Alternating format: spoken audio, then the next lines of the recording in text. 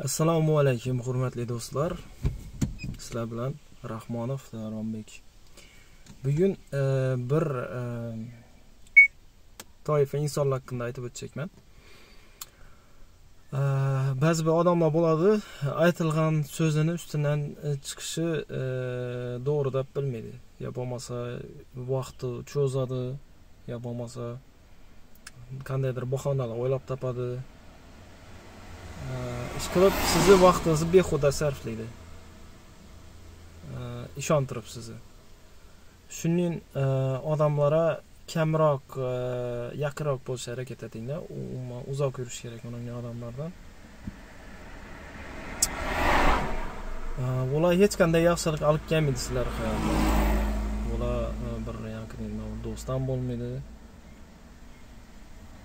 Bir siz hayotingizda bir asosiy rol o'ynamaydi u odam, asosiy rol. Shuning uchun doimo o'zingiz bir haqiqiy ishongan, bilgan odamlar bilan aloqa qilish kerak.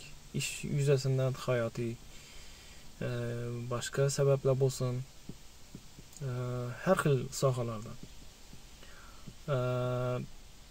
O'zini va'dasidan chiqmaydigan, aytgan va'dasidan chiqmaydigan 200lamachi yo bo'lmasa hozir gaplab turib bir zaman turib yoddan chiqarib beradigan odamlar hech qachon hech kimga bir xayr olib kelmaydi.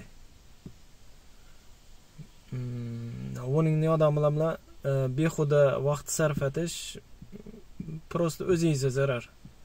Umringizni behuda sarflashga kiradi. Ular sizni aldab yuraveradi, siz umringizni o'tiraverasiz. Shuning uchun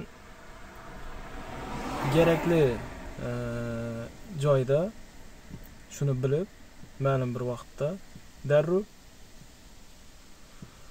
shunga qarshi kurashish kerak bo'ladi, shunga qarshi turish kerak bo'ladi. Shuning holatlar sodir bo'lmasligi uchun hamma narsani ishga solish kerak bo'ladi. Agarda kimdir shunday holatlar yuzaga kelib turgan bo'lsa, masalan, bir marta, ikki marta o'sha ma'lum bo'ladi bir safarda. Menimcha vaqtni behuda sarf etib, arzimagan odamlar uchun vaqt yetirmaslik zarur deb o'ylayman.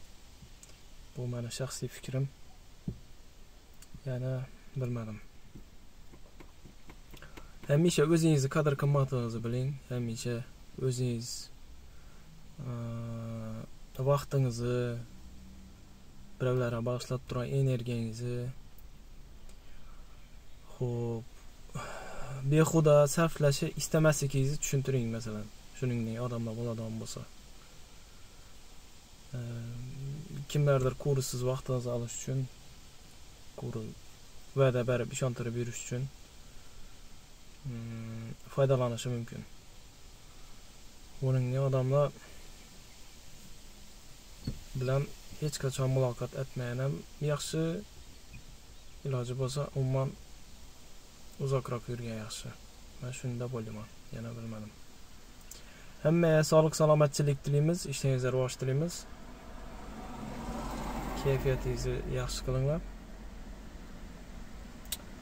Aldanib qolmang hech qachon va hamisha soxta bo'lmagan insonlar bilan haqiqiy, chin ma'nodagi qalban ko'ngli toza insonlar bilan birga bo'lishga harakat etinglar.